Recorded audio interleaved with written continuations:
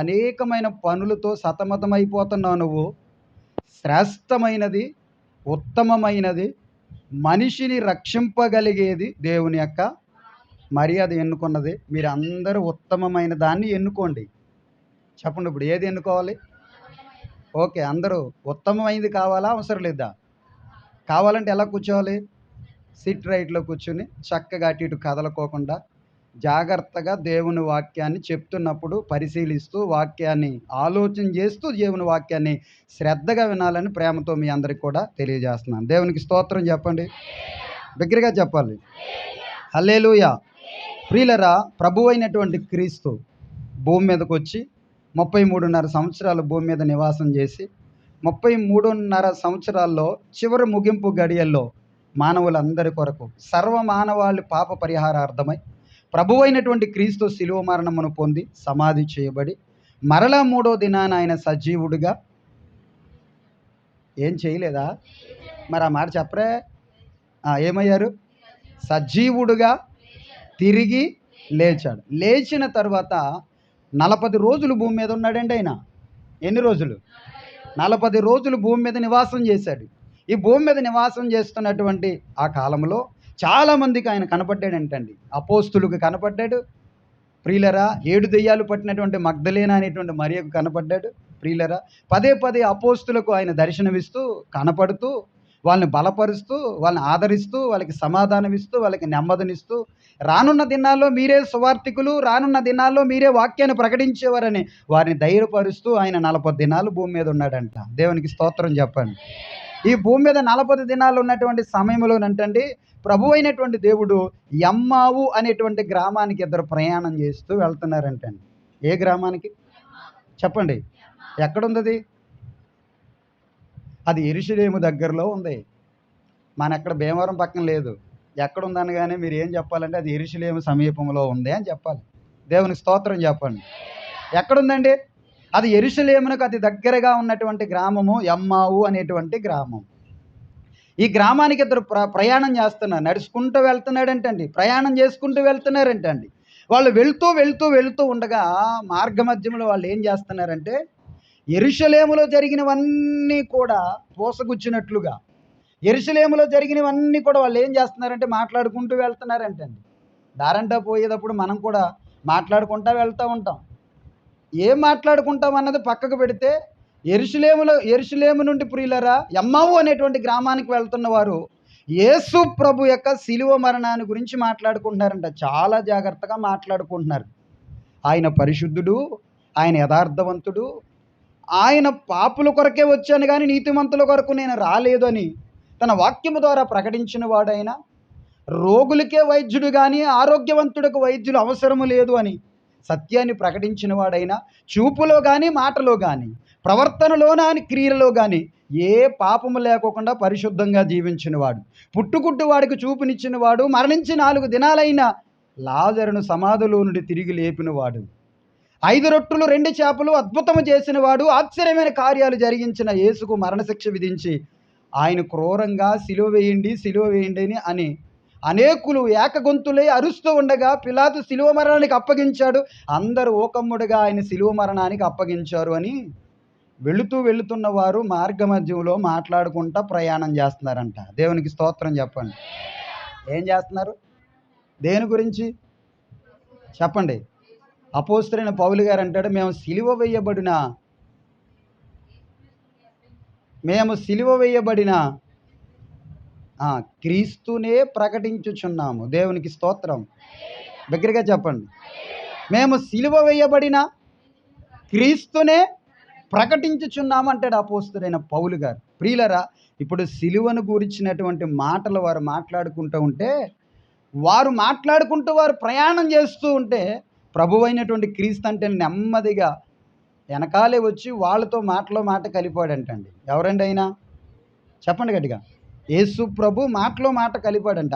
మాటలో మాట కలిపి ఆయన అన్నాడంట, అయ్యా దేని గురించి మాట్లాడుకున్నారు మీరు అని అడిగారంటండి. ఈయన యేసు ప్రభు అడిగారంట, దేని గురించి మీరు మాట్లాడుకున్నారు అంటే, అయ్యా నువ్వు యెరూషలేములో కొత్తగా వచ్చావా?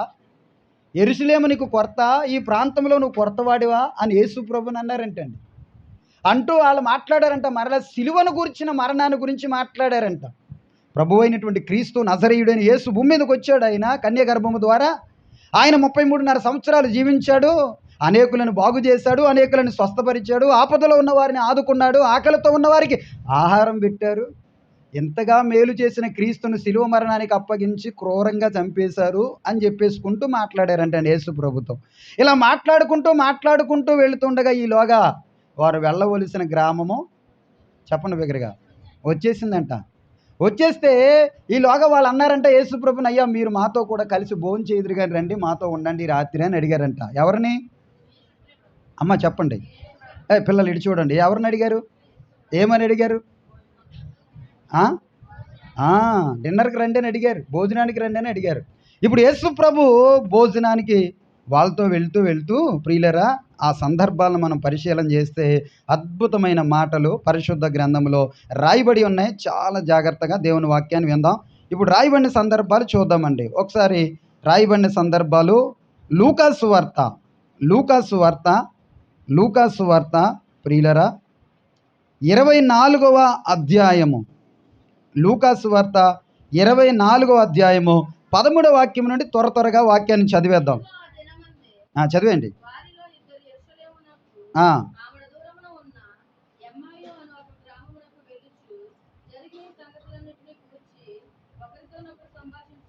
ఓకే,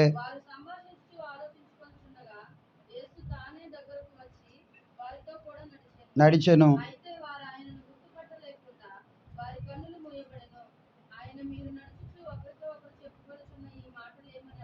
అడుగగా నిలిచిరి. క్లయోఫా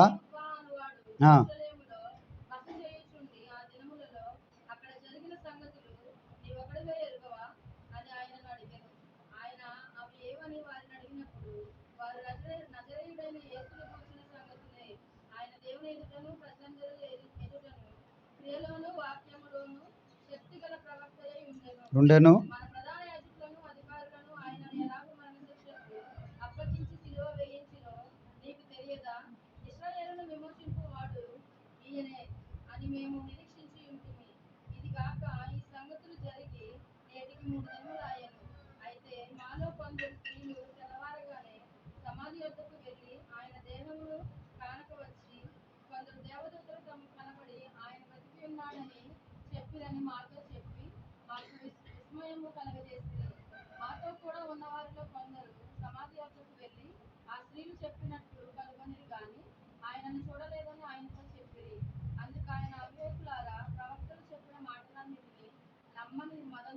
మందమతులారా,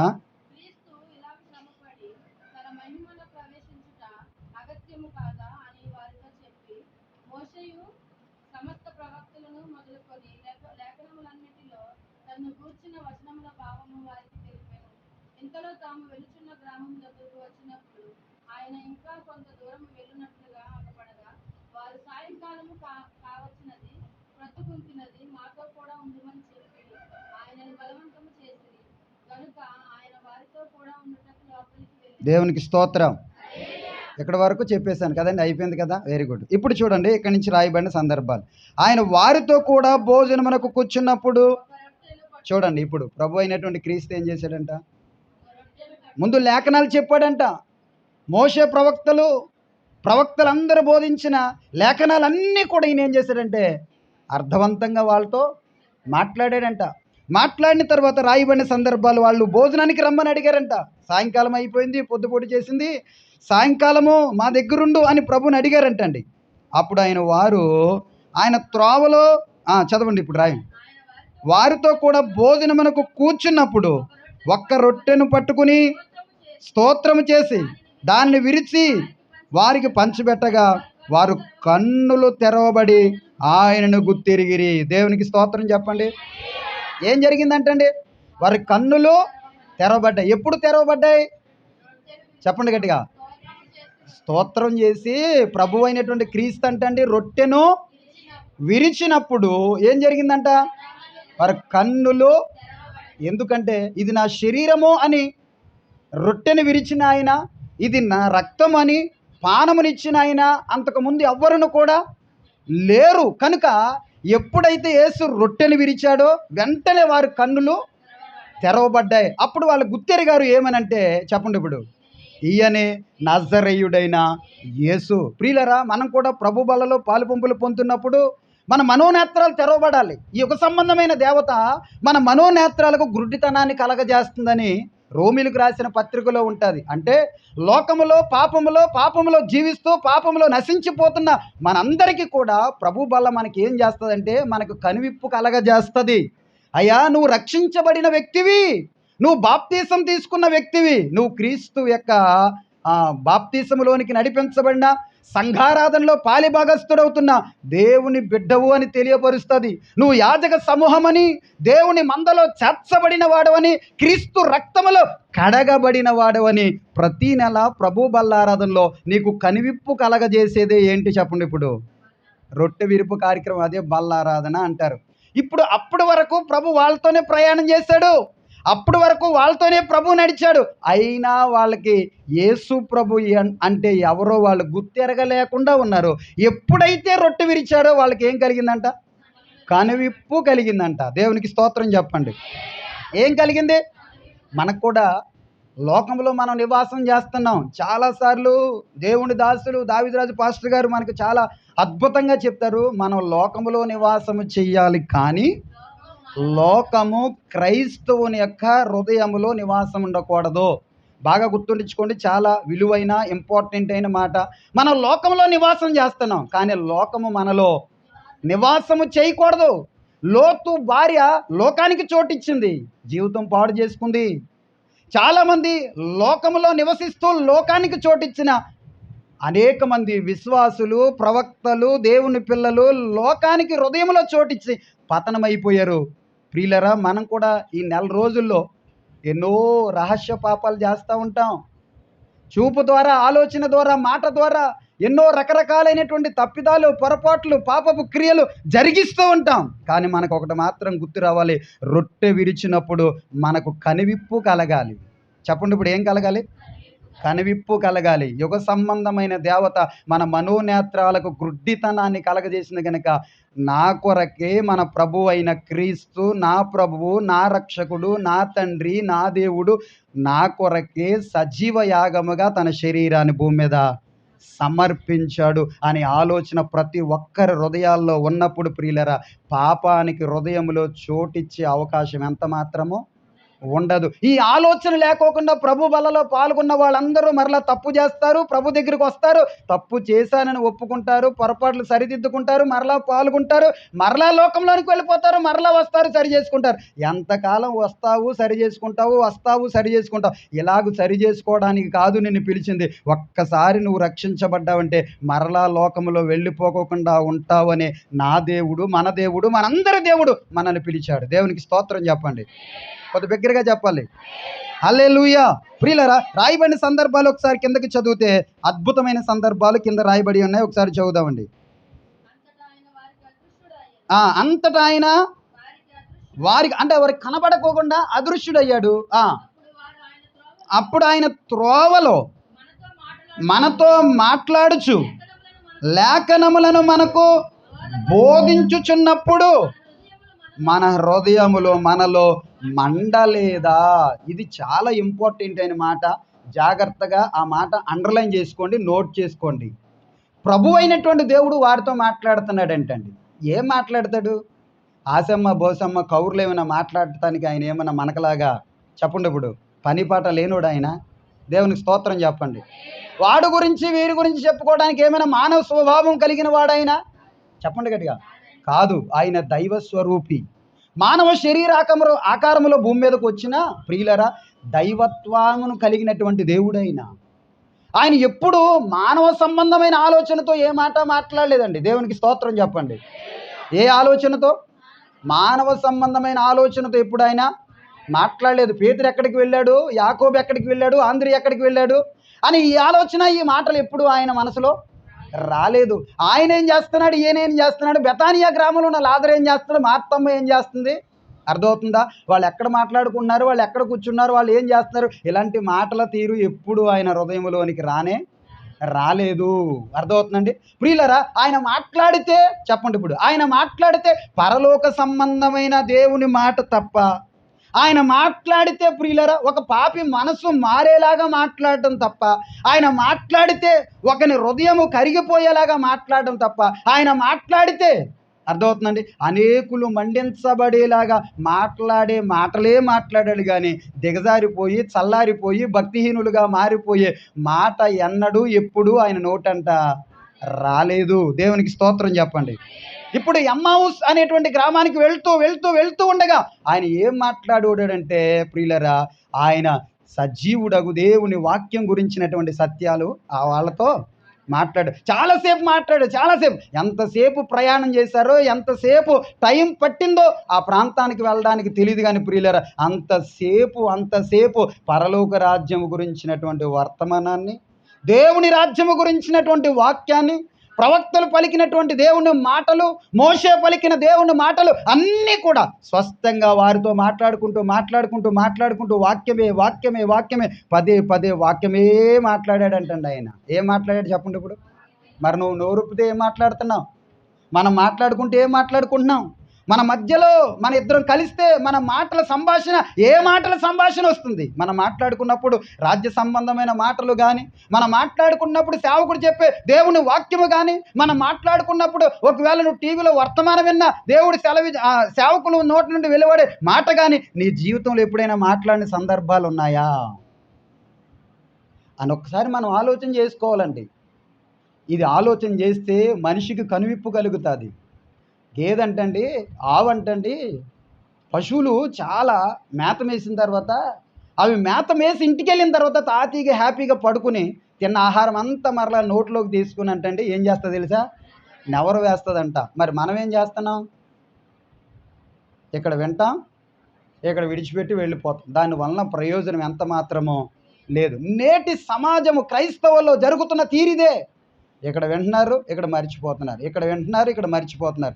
ఇక్కడ విని ఇక్కడ మర్చిపోవడం వల్ల ప్రయోజనము లేదు. దేవునికి స్తోత్రం చెప్పండి. కొద్ది బిగ్గరగా చెప్పండి. ఇక్కడ విని ఇక్కడ మర్చిపోవడం వల్ల ప్రయోజనము లేదు. అంటే ఇక్కడ విన్నది ఏం చేయాలి? చెప్పండి గట్టిగా. ఇక్కడ విన్నది ఏం చేయాలి? ఎంతమంది నెవరు వేసుకున్నారో మీరు నెవరకు నేను పరీక్ష పెడతాను రేపు మన వారం నేను ఏం చెప్పాను చెప్పండి. ఇప్పుడు చూసారండి ఎంతమందిని ఎవరైసేస్తున్నారు ఇంటికి వెళ్ళి. దేవునికి స్తోత్రం. చిన్న మేతంతా శ్రేష్టమైన దేవుని వాక్యము, జుంటెతైన దారుల కంటే మధురమైన దేవుని వాక్యం. పౌలు గారు ప్రియుల సువార్తను ప్రకటించడానికి, దేవుని రాజ్యాన్ని స్థాపించడానికి, సువార్త పనిలో పరలోక రాజ్యానికి వెళ్ళాలంటే ఎన్ని శ్రమలు అనుభవించాలి, ఎన్ని బాధలు అనుభవించాలి. ఎంత చక్కగా చెప్పానండి దేవుని వాక్యం. అయినా మనం ఇక్కడే వింటాం, ఇక్కడే. అలా ఉండకూడదని ప్రభు పేరట నా సాటి దేవుని కుటుంబ సభ్యులుగా మీ అందరికీ కూడా తెలియజేస్తున్నాను. దేవునికి స్తోత్రం చెప్పండి. కొద్ది బిగ్గరగా చెప్పండి. అర్థమవుతుందా? ఏం చేయాలి చెప్పండి, బిగ్గరగా చెప్పండి. నేను సినిమాలు చూసే సమయంలో నాకు చాలా పాటలు వచ్చు. సినిమా పాటలు, దేవుని పాటలు కాదు. రాత్రి ఆరాధన అయిన తర్వాత ఇంటికి వెళ్ళిన తర్వాత జ్ఞాపకం చేసుకుంటూ పాట గుర్తుకొచ్చింది. అది ఎప్పుడు ఎందుకు గుర్తుకొస్తుందంటే, ఎక్కడైనా మన వాళ్ళు పెళ్ళికి వెళ్తే అదే పాట పాడతారు అక్కడ. ఏం పాట అది? మళ్ళీ ఇది రాని రోజు అని. మీకు ఆ విషయం చెప్పనా? వాళ్ళకి ఆ రోజు రాకపోవచ్చు, కానీ ఈ రోజు మరలా మనకి రానే. ఈ 2025 సంవత్సరం జూలై 27వ తారీఖు మరలా మన జీవితంలో చూడలేము. దేవునికి స్తోత్రం చెప్పండి. ప్రియులరా, ఒక్కసారి చదువు లేకపోయినా ఒక్కసారి మనం వింటే అది మన మైండ్లో ఫిక్స్ అయిపోద్ది. డైలాగులు కుర్రోళ్ళకి చూడండి, డైలాగులు. హృదయం ఎక్కడ తిరిగిందంటే ఆడి చుట్టూ తిరిగింది, ఈడు చుట్టూ తిరిగింది. ఈ డైలాగ్ గుర్తుండిపోద్ది కదండి. కత్తులతో కాదురా చెప్పండి, ఇప్పుడు చంపేస్తారు వీళ్ళే. ఈ డైలాగులన్నీ గుర్తుంటాయి, కానీ దేవుని వాక్యం మాత్రం చెత్తంతా హృదయంలో పేరుకుపోయింది, శ్రేష్టమైంది బయటికి వెళ్ళిపోతుంది. చెత్తంతా చెప్పండి ఇప్పుడు హృదయంలో. ఆ డైలాగులు చూసి ఈ డైలాగులు విని అది విని ఇది విని అది అంతా హృదయంలో పెట్టుకుని శ్రేష్టమైంది ఏంటంటే ఇక్కడ వదిలేసి వెళ్ళిపోతున్నాం అంతే. అవునా? అలా వదలడానికి వీల్లేదు. ముందు చెత్త తీసేయండి హృదయంలో. ఏం తీసేయాలి చెప్పండి ఇప్పుడు? ఏ చెత్త పేరుకుపోయిందో చెత్త తీసేయండి. అప్పుడు హృదయంలో శ్రేష్టమైంది ఉంటుంది. దేవునికి స్తోత్రం చెప్పండి. కొద్ది బిగ్గరగా చెప్పండి. ఇప్పుడు మన ప్రభు అయినటువంటి క్రీస్తు మాట్లాడాడంట. ఏం మాట్లాడాడంటే రాజ్య సంబంధమైనటువంటి దేవుని వర్తమానాన్ని మాట్లాడాడంట. మాట్లాడుకుంటూ వచ్చాడంట. భోజనానికి రావయ్యా అన్నాడంట అండి. వాళ్ళ భోజనానికి పిలిస్తే ఈయన భోజనం పెట్టాడంట. దేవునికి స్తోత్రం చెప్పండి. ఎవరు భోజనం పెట్టారు? యేసు ప్రభు భోజనం పెట్టాడంట. భోజనం అయిన తర్వాత ఈయన అదృశ్యుడు అయిపోయాడంట. అదృశ్యుడు అయిపోయినప్పుడు ఏడి యేసు ప్రభు, ఇప్పుడు దాకా మాట్లాడిన ఆయన ఏడి అని వీళ్ళు నెతుక్కునేటప్పుడు ఈయనే ప్రవక్త, ఈయనే దేవుడు అని వాళ్ళు గ్రహించారంట. ఆ గ్రహించినప్పుడు వాళ్ళ మనసులో ఒక ఆలోచన కలిగిందంట. ఆ ఆలోచన మనం చూస్తే రాయబడిన సందర్భాలు 32వ వాక్యం. అప్పుడు వారు ఆయన త్రోవలో మనతో మాట్లాడుచు లేఖనములు మనకు బోధించినప్పుడు మన హృదయము మండలేదా? దేవునికి స్తోత్రం చెప్పండి. వాక్యము మాట్లాడుతున్నప్పుడు ఏమైందంట? అమ్మ చెప్పండి, ఏమైంది? హృదయము, దగ్గరగా చెప్పాలి, హృదయము మండిందంట. అవి ఇది చాలా శ్రేష్టమైన మాట అంటండి. చాలామంది వినేసి చల్లారిపోతున్నాం. కానీ యేసు ప్రభు చెప్పిన మాటలను బట్టి వారి హృదయాలు చెప్పండి ఇప్పుడు మండాయి. చెప్పండి గట్టిగా. ప్రియులరా, హృదయాలను మండించే శక్తి యేసు ప్రభుకి తప్ప మరి ఎవరికీ లేదు. ఆయన మాట్లాడితే హృదయాలు మండుతాయి. మండటట్లేదు అంటే నీ జీవితంలో దేవుని వాక్యము మంట పుట్టించట్లేదంటే నువ్వు చల్లారిపోయిన గుంపులో ఉన్న జ్ఞాపకం చేసుకో. ఎవరైనా సరే, అది నేనైనా సరే, మీరైనా సరే, దేవుని వాక్యము ప్రకటించబడుతున్నప్పుడు నీ హృదయంలో మంట పుట్టట్లేదు అంటే నువ్వు లోకంలో ఉన్న గుర్తుండించుకో. దేవుని వాక్యము సూటిగా తేటగా దేవుడు నీతో మాట్లాడుతున్నప్పుడు నీ హృదయంలో మంట రావట్లేదు అంటే నులివెచ్చగా ఉన్నావని గుర్తుండించుకో. జాగ్రత్త నా ప్రియమైన దేవుని సంగమా. మనల్ని నులివెచ్చగా ఉండడానికి దేవుడు పిలవలేదు. హల్లెలూయా చెప్పండి బిగ్గరగా. నులివెచ్చగా జీవించడానికి దేవుడు మనల్ని పిలవలేదు. నులివెచ్చగా ఉన్నావు గనక నీ మీద నేను ఉమ్మెయ్యబోతున్నాను అంటాడు. దేవునికి స్తోత్రం చెప్పండి. అంటే ఉమ్మేయించుకునే స్థితిలో ఉన్నావంటే మనం ఎలాంటి పరిస్థితిలో ఉన్నామో ఆలోచన చేయవలసిన వారమై ఉన్నాం. ప్రియులరా, మండాలి దేవుని వాక్యం విన్నప్పుడు. చెప్పండి ఇప్పుడు ఏమవ్వాలి? మండాలి దేవుని వాక్యం విన్నప్పుడు. బాగా చదివి ఉద్యోగాలు రాక ప్రియులరా మావోయిస్టులో కలిసిపోతారు చాలామంది. మావోయిస్టులు అంటే ఆ టెర్రరిస్టులు అడవుల్లో ఉంటారు చూడండి, వాళ్ళకి తరిపీదనిస్తారు. ఏమని ఇస్తారంటే ఏది ఏమైనా సరే మనం ఏం చేయాలి? వెళ్ళి ఆయన కిడ్నాప్ చేసేయాలి, ఈయన కిడ్నాప్ చేసేయాలి, సమాజానికి న్యాయం చేయాలని అక్కడ తీసుకున్న తర్పీదును బట్టి వాళ్ళు మండుతూ ఉంటారు. ఇప్పుడు నీకు బైబిల్ ఈరోజు నీకు దేవుని మందిరంలో ఒక చక్కటి తర్పీదు అనేది నీకు ఇవ్వబడుతుంది. ఏంటో తెలుసా? నువ్వు దేవుని వాక్యం విన్నప్పుడు నీ హృదయము, చెప్పండి గట్టిగా, మండాలి. చెప్పాలి గట్టిగా. మన హృదయాలు బిగ్గరగా చెప్పండి. మండాలంటే ఏం చేయాలి? కదా కిరసనాలు వేసి అగ్గిపోలు వేసేయండి. దేవుని స్తోత్రం చెప్పండి. అంతేనా? లేదా కదా పెట్రోల్ వేసి? అది కాదు మండడం అంటే. వాక్యము ఏమవ్వాలి? చెప్పండి గట్టిగా.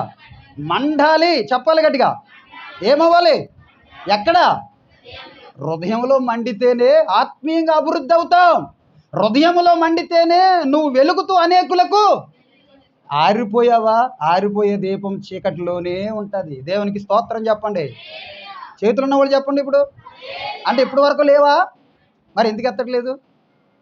అంటే నిర్లక్ష్య స్వభావమా, లేకపోతే మరి ఏ స్వభావాలు ఏమైనా ఉన్నాయా? హల్లెలూయా చెప్పాలి బిగ్గరగా. హల్లెలూయా. ప్రియులరా, చూద్దామండి ఒకసారి దేవుని వాక్యాన్ని. ప్రియులరా, రాయబడిన సందర్భాలు చూస్తే మన దేవుడు అక్కడ ఎమ్మావు అనే ప్రాంతానికి వెళుతున్న వారిని మండించాడు. మాట్లాడుతున్నప్పుడు వారి హృదయాలు మండాయి. చూడండి ప్రియులరా, హెబ్రీయులకు రాసినటువంటి పత్రిక 12వ అధ్యాయము 28వ వాక్యం నుండి చదువుదాం. త్వరగా చదవండి. రాయబడిన సందర్భాలు. అందువలన మనము నిశ్చలమైన రాజ్యమును పొంది దైవ కృపను కలిగి ఉందము. ఆ కృపను పొంది వినయ భయభక్తులతో దేవునికి ప్రీతికరమైన సేవ చేయుదము. ఏలయనగా మన దేవుడు దహించు అగ్ని అయి ఉన్నాడు. దేవునికి స్తోత్రం చెప్పండి. దగ్గరగా చెప్పండి.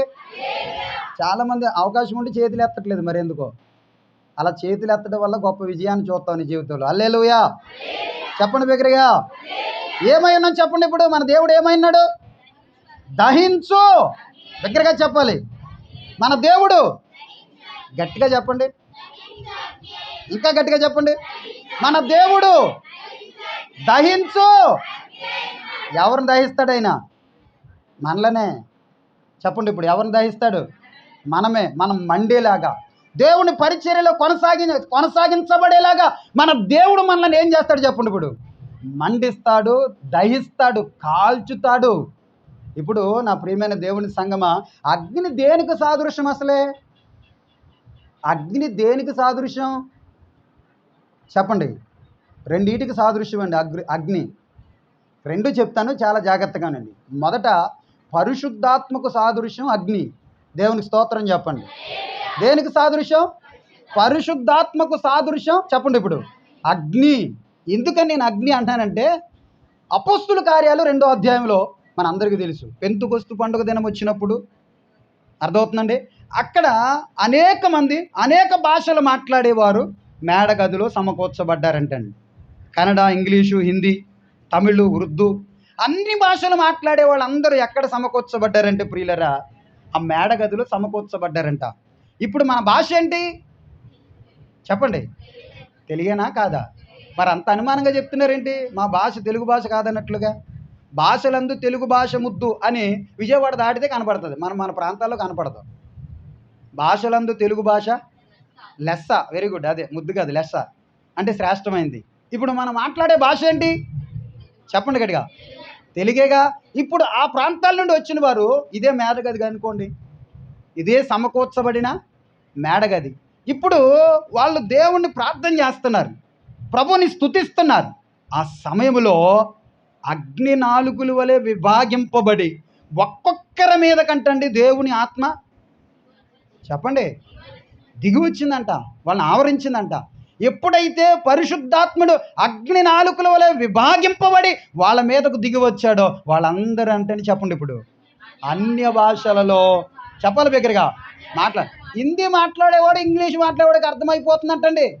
ఇంగ్లీషు హిందీ మాట్లాడేవాడు ఇద్దరు మాట్లాడుతుంటే తెలుగు మాట్లాడేవాడికి అర్థమవుతుంది. ఈరోజు సేవకులు మాట్లాడుతున్నాడు, ఎవడి భాష ఎవడికి అర్థం కాదు. మీకు ఎప్పుడైనా అర్థమైందా? నాకు ఎప్పుడూ అర్థం కాలేదు. చాలామంది సేవకులు మాట్లాడుతూ విన్నాను, కానీ ఆ భాష ఒక్కటి నాకు అర్థం కాదు. అది ఏం భాష? అది అరమాయిక్ భాష లేకపోతే ఇంకేదైనా భాష నాకు ఎప్పుడూ అర్థం కాదు. అర్థము కాని భాష మాట్లాడలేదు, అర్థవంతంగా మాట్లాడగలిగారు ఆనాడు మేడగదులు ఆత్మను పొందుకున్నవారు. దేవునికి స్తోత్రం చెప్పండి, కొద్ది బిగ్గరగా చెప్పండి. అర్థమవుతుందండి? భాష మాట్లాడితే పరిశుద్ధాత్ముడు, అర్థమవుతుందండి, ఆత్మదేవుడు దిగి వస్తే తెలుగు మాట్లాడే వాళ్ళకి స్వస్థంగా అర్థం కావాలా? తెలుగు మాట్లాడే వాళ్ళు హిందీ మాట్లాడాలి, అది వాళ్ళకి అర్థం కావాలి. అది దేవుని యొక్క ఆత్మతో నింపబడినప్పుడు ప్రవచించడం అంటే. దేవునికి స్తోత్రం చెప్పండి. ఇప్పుడు ఆత్మదేవుడు వారి మీదకి చెప్పండి ఇప్పుడు అగ్ని నాలుకల వలె విభాగింపబడ్డాడంట. చూడండి, ఆ వర్షం చినుకులు పడినప్పుడు చూడండి, మొత్తం వర్షం అంతా ఒకేసారి వచ్చి భూమి మీద పడిపోదు. ఏం చేస్తుంది ఇప్పుడు? ఒక్కొక్క చినుకు ఒక్కొక్క చోట పడుతుంది. పరిశుద్ధాత్మ అగ్ని నాలుకల వలె విభాగింపబడ్డదంటే ఒక్కొక్క అగ్ని ఒక్కొక్కరి మీదకు చెప్పండి ఇప్పుడు దిగి వచ్చింది, వాళ్ళని మండించింది. అపోస్తలుడైన పేతురు గారు మండించబడ్డాడు, వాక్యాన్ని ప్రకటించాడు. 3,000 మంది చెప్పండి ఇప్పుడు ఒక్కడ మండితే 3,000 మందికి రక్షణ. దేవునికి స్తోత్రం చెప్పండి. ఎంతమంది మండితే? కొంచెం గట్టిగా చెప్పండి. మీరు మరీ ఊపిరి లేని వాళ్ళకి చెప్పండి గట్టిగా. నువ్వు ఒక్కడ మండితే నీ కుటుంబం రక్షించబడుతుంది. నువ్వు ఒక్కదానివి మండితే, ఒక్క తల్లి మండితే, ఒక చెల్లి మండితే, ఒక అక్క మండితే నీ కుటుంబం రక్షించబడుతుంది. ఇంకా మీరు మండలేదు కాబట్టి మీ కుటుంబాలు దేవుని సన్నిధిలో నడిపించబడట్లా. ప్రభు పేరట మీకు తెలియజేస్తున్నాను. మీరు మండలేదు కాబట్టే మీ కుటుంబం ఏమైంది? మండించబడ చల్లరిపోతుంది. అర్థమవుతుందండి ప్రియులరా? ఒక్కొక్క అగ్ని నాలుక విభాగింపబడి ఒక్కొక్కరి మీదకు వెళ్తూ ఉంటే వాళ్ళందరూ మండించబడ్డారంట, దేవుని ఆత్మతో నింపబడ్డారంట. పేతురు చదువు లేనివాడు, ఏమీ లేనివాడు, ఏలుముద్రవాడు, దంసప్పుగాడు నిలబడి మాట్లాడితే 3,000 మంది ఒక్కసారి మండించబడ్డారంట. అవి ఇమీడియట్లీ అర్జెంటుగా బాప్తిసం ఇచ్చేయన్నారంట. దేవునికి స్తోత్రం చెప్పండి. మరి మీరు ప్రార్థన చేయండి అంటే చదువు లేదండి, ఏమి లేదు, చదువు లేదండి, ఇదో సాకు మళ్ళీ మనకే. దేవునికి స్తోత్రం చెప్పండి. ఈరోజు మనం చెప్పింది ఏం చెప్పండి అంటే చదువు లేదండి, ఇదో వంక. ఏమండి, నేను చెప్పిన తెలుగు మీకు అర్థం కావట్లేదా? నేను మాట్లాడే భాష మీకు అర్థమవుతుందా లేదా? అర్థమవుతుంది.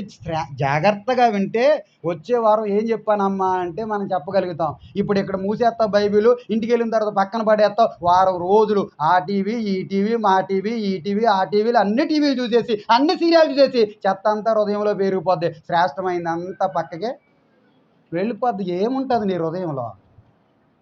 చెప్పండి. ఇప్పుడు ఏముంటుంది మన హృదయంలో?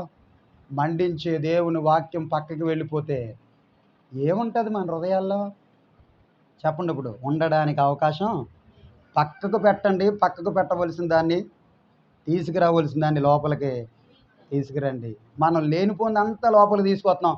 శ్రేష్టమైన దాన్ని మనం ఏం చేస్తున్నాం చెప్పండి. ఇప్పుడు మా పక్కకు పెట్టేస్తున్నాం. అందుకనే చూడండి, ఆ రాయబడిన సందర్భంలో మన దేవుడు దహించే, చెప్పాలి నరేష్ సురేష్ చెప్పండి గట్టిగా, మన దేవుడు దహించే, దహించబడాలి, మండాలి.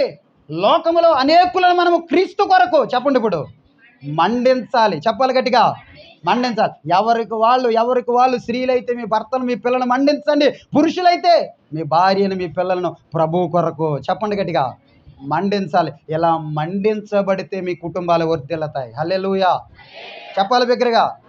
ఇలా మండించబడితే మీ కుటుంబాలు దీవించబడతాయి. ఇలా మండించబడితే మీ కుటుంబాలు రేపొద్దున పరలోక రాజ్యంలో సంతోషిస్తాయి. దేవునికి స్తోత్రం చెప్పండి. కొద్ది బిగ్గరగా చెప్పాలి. హల్లెలూయా హల్లెలూయా. ప్రియులారా, మరొక మాటను నేను మీకు పరిశుద్ధ గ్రంథంలో చూపిస్తాను. జాగ్రత్తగా దేవుని వాక్యాన్ని విందాం. ఇర్మియా గ్రంథం 23వ అధ్యాయము 29వ వాక్యాన్ని చదువుదామండి. ఇర్మియా గ్రంథము 23వ అధ్యాయము 29వ వాక్యాన్ని చదువుదాం త్వరగా. అమ్మా, నా మాట అగ్ని వంటిది కాదా? ప్రశ్న ఉందా అక్కడ? ప్రశ్న మార్కు ఉందా లేదా? బిగ్గరగా చెప్పండి. ఉందా? చూసుకోండి ఒకసారి పరిశుద్ధ గ్రంథంలో ఉందా? ఏమనుంది? ఎవరిని అడిగారు ఈ మాట? ఈ మాట ఎవరిని అడిగారు? ప్రభు అయిన దేవుడు ఇశ్రాయేలుని అడిగాడు. ఈరోజు నిన్ను అడుగుతున్నాడు. ఏమని అడుగుతున్నాడు? నా మాట అగ్ని వంటిది కాదా అన్నాడంటే మరి దేవుని వాక్యం అగ్ని వంటిదా కాదా? కానీ గట్టిగా చెప్పండి. అగ్ని వంటిదేనా? అగ్ని వంటిదేనా? ఒప్పుకున్నాం అందరం. దేవునికి స్తోత్రం చెప్పండి. నా మాట అగ్ని వంటిది కాదా అని అడుగుతున్నాడు. అంటే ఇప్పుడు మళ్ళా నిన్ను దేవుడు ప్రశ్నిస్తున్నాడంటే నా మాట నీకు అగ్నిలాగా అనిపించట్లేదా? అమ్మా విన్నారా? నా మాట అగ్నిలాగా మీకు అనిపించట్లేదా? అగ్నిలాగా మీకు అనిపించట్లేదా? చాలా జాగ్రత్తగా ప్రియులరా మనం పరిశీలన చేస్తే నిర్గమకాండములో తీయొద్దు మీరు 3వ అధ్యాయంలో మండుచున్న పొదలో దేవుడు మోషేకు ప్రత్యక్షమయ్యాడు. చెప్పండి. ఇప్పుడు మండుచున్న పొదలో దేవుడు మోషేకు, పొద ఏమవుతుంది కానీ బూడిదవట్లా. పొద ఏమవుతుంది చెప్పండి? కాలుతుంది కానీ బూడిద కావట్లేదు. ఆ దృశ్యాన్ని ఎవరు చూస్తున్నారు చెప్పండి గట్టిగా? మోషే చూస్తున్నాడు. ఇప్పుడు ఆ దృశ్యానికి సాదృశ్యం ఏంటి చెప్పండి? ఇప్పుడు ఆ దృశ్యానికి సాదృశ్యం ఏంటి చెప్పండి? ఇప్పుడు అమ్మా పరిశుద్ధాత్మ. మీకు ఆ విషయం చెప్పనా? మన నాన్నగారి ఆదరణ కూడికి దేవుని సేవకులు రాజశేఖర్ అయ్య గారు, సిఆర్ గారు అద్భుతమైన మాట చెప్పారు. ఏంటో తెలుసా? క్రైస్తవునిలో ఉంచిన దీపము ఆరిపోయే దీపం ఎంత మాత్రము. అవునా? చెప్పండి. ఇప్పుడు భూమి మీద బ్రతుకున్నంతకాలం మనము వెలుగుతూ ఉంటాం. ఒక్కసారి అలా కన్ను మూస్తే పరలోకంలో చెప్పండి గట్టిగా. అవునా? చెప్పండి గట్టిగా. ఎక్కడ ఆరిపోతే అక్కడ ఆరిన అగ్నిలోకి వెళ్ళిపోతామా? చెప్పండి. ఇప్పుడు ఇక్కడ వెలుగుతాం, ఇక్కడ కన్ను మూస్తే అక్కడ ప్రకాశిస్తాం. దేవునికి స్తోత్రం చెప్పండి. కొద్ది బిగ్గరగా చెప్పండి. ఇక్కడ కన్ను మూస్తే భూమి మీద బ్రతుకున్నంతకాలం మనము ఏమవుతాం? వెలుగుతాం, ప్రకాశిస్తాం. పరలోకానికి వెళ్ళిన తర్వాత కూడా ప్రకాశించే వారిగా ఉంటాం. అదే క్రైస్తవుడు అంటే. దేవునికి స్తోత్రం చెప్పండి. బిగ్గరగా చెప్పాలి, ఇంకా బిగ్గరగా చెప్పాలి. ఇక్కడ వెలగాలి, కన్ను మూయగానే అక్కడ వెలగాలి. హల్లెలూయా చెప్పండి బిగ్గరగా. హల్లెలూయా. అంటే క్రైస్తవుని జీవితం బూడిదైపోయేది కాదు. బాగా మీరు గుర్తుండించుకోండి. పొద అంటుకుంటుంది కానీ తగలబడుతుంది కానీ బూడిద కావట్లేదంటే ఏంటో తెలుసండి? క్రైస్తవుని జీవితం చెప్పండి ఇప్పుడు ఆరిపోయే దీపం లాంటిది కాదు, బూడిదైపోయేవాడు కాదు నువ్వు. రేపొద్దున మరలా ప్రభు అయిన దేవుడు మధ్యాకాశంలోనికి దూతల సమేతముగా భూమి మీదకి వచ్చినప్పుడు క్రీస్తునందు మృతునందిన వారందరినీ ఆయన ఏం చేస్తాడు? లేపుతాడు. మనం మట్టి అయిపోతామా? మనం బూడిదైపోతామో? లేదు. ఆ అవకాశం మనకు లేనే లేదు. దానికి సాదృశ్యముగా మండుచున్న పొదను చూపించాడు దేవుడు. మోషే చూడు ఈ చిత్రం. చూశాడు. ఏంటో తెలుసా? ఇదేంటి ఇంత అద్భుతంగా ఉంది, ఇదేంటి ఇంత ఆశ్చర్యంగా ఉంది. పొదేమో కాలుతుంది కానీ ఆ పొద మాత్రమే అవ్వట్లేదు, బూడిద అవ్వట్లేదు. క్రైస్తవుని జీవితం కరుమరుగైపోయేది కాదు. హల్లెలూయా చెప్పండి బిగ్గరగా, హల్లెలూయా. క్రైస్తవుని జీవితం కనుమరుగైపోయేది కాదు ప్రియులరా. లోకములో మండుతావు, పరలోకములో ప్రకాశిస్తాం. దేవునికి స్తోత్రం చెప్పండి, బిగ్గరగా చెప్పండి ప్రియులరా. ఈ సత్యము నీకు తెలియకపోతే దేవుడు ఇప్పుడు నిన్ను ప్రశ్నిస్తున్నాడు. ఏమని ప్రశ్నిస్తున్నాడో తెలుసా? నా మాట చెప్పండి ఇప్పుడు. కాదా అంటే నేను వండిన కూర బాగోలేదా అంటే అర్థం ఏంటండి? నీకు నచ్చలేదా అంటే అర్థం ఏంటండి? అంటే అర్థం ఏంటండి? మనకు నచ్చినా నచ్చకపోయినా ఏమంటాం? చాలా టేస్ట్గా ఉంది, వద్దు అలాంటి వద్దు. ఇక్కడ అర్థమవుతుందండి. అగ్ని వంటిది కాదా అంటే మనం ఏం చెప్పాలి చెప్పండి ఇప్పుడు?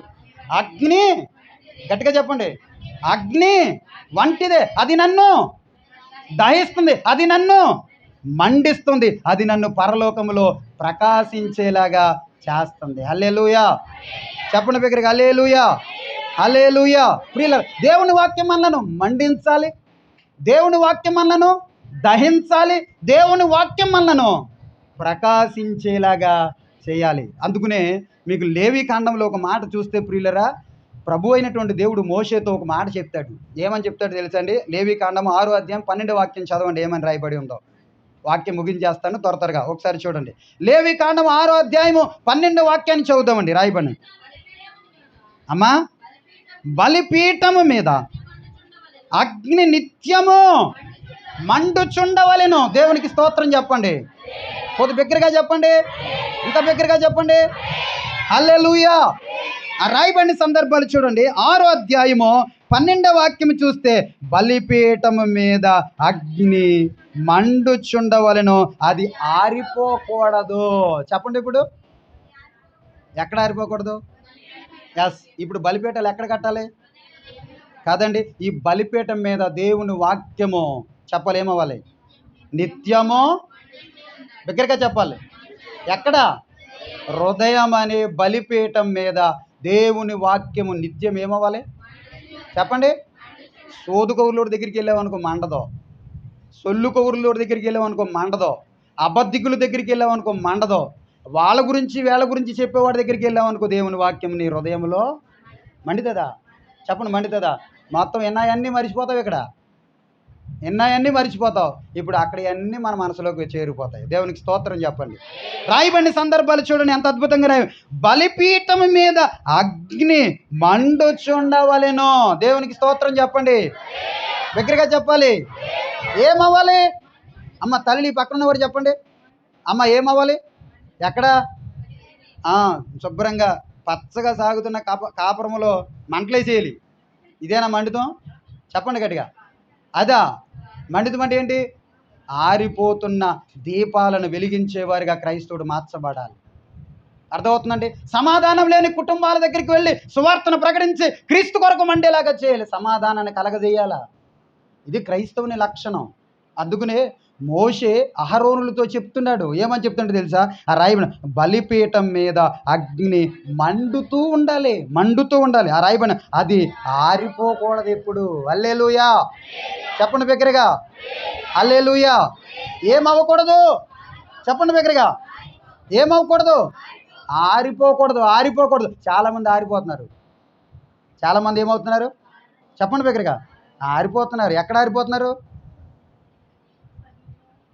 సన్నిధిలో మండుతున్నారంట. ఇంటికి వెళ్ళిన తర్వాత మరలా నేనేం చేయాలి? అప్పుడప్పుడు వచ్చి కదంత పెట్రోల్ వేసి ఒక అగ్గిపుల్ల వేసి వెళ్ళిపోతూ ఉండాలి మళ్ళీ. హల్లెలూయా చెప్పండి బిగ్గరగా.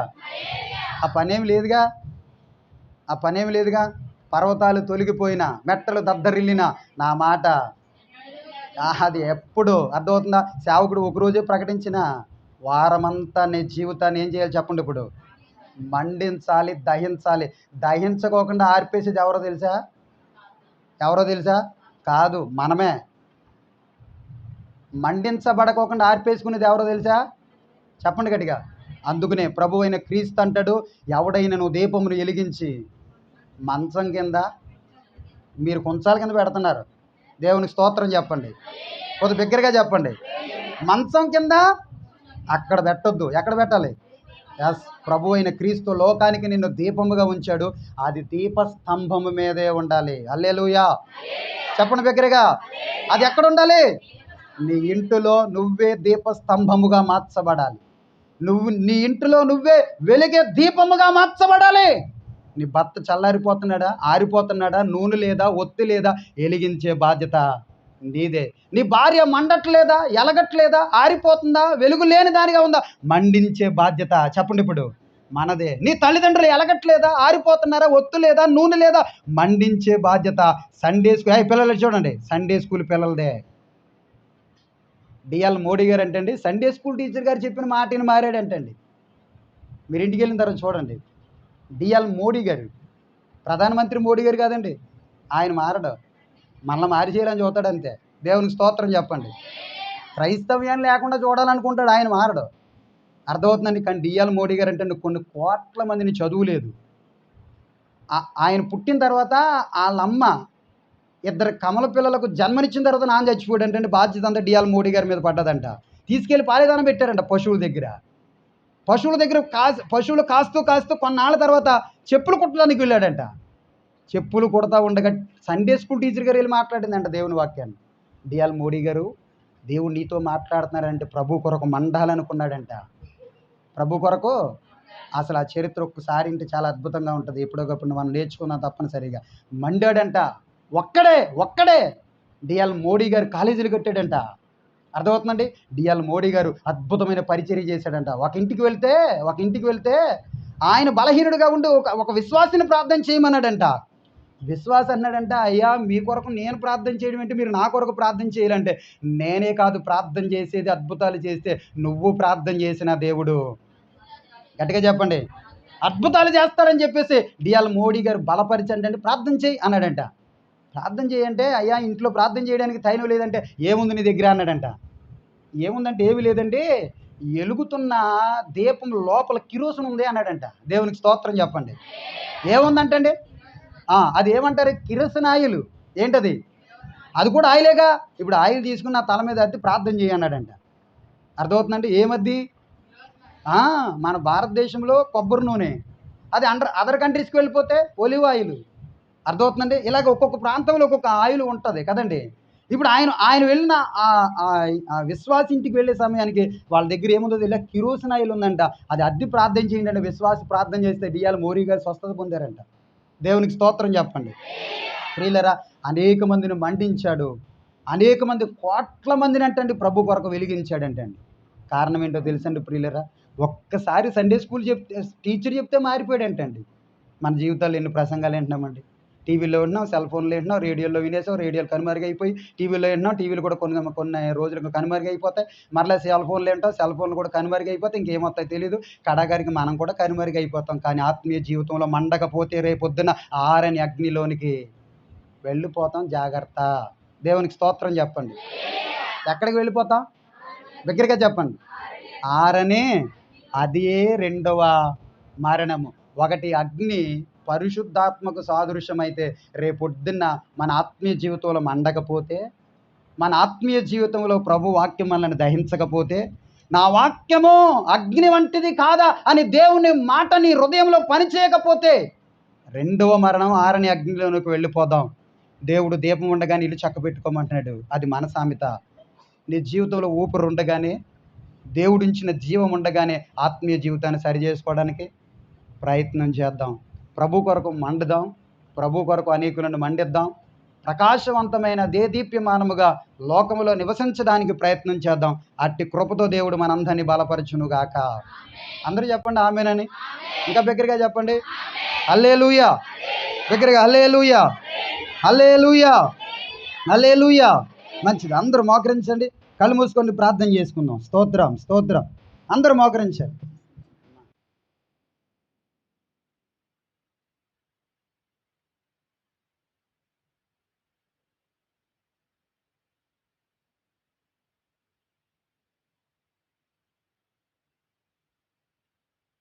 రెండు చేతులు చాపి ప్రభు సన్నిధిలో ప్రార్థన చేద్దాం. అందరూ కూడా ప్రియులరా, ప్రభు సన్నిధిలో రెండు చేతులు పైకి చాపి నా దేవుని మందిరంలో, ప్రభువా నువ్వు అగ్ని అయి ఉన్నావు నాయనా, నువ్వు మండించే ప్రభువు అయి ఉన్నావు నాయనా, ఈరోజు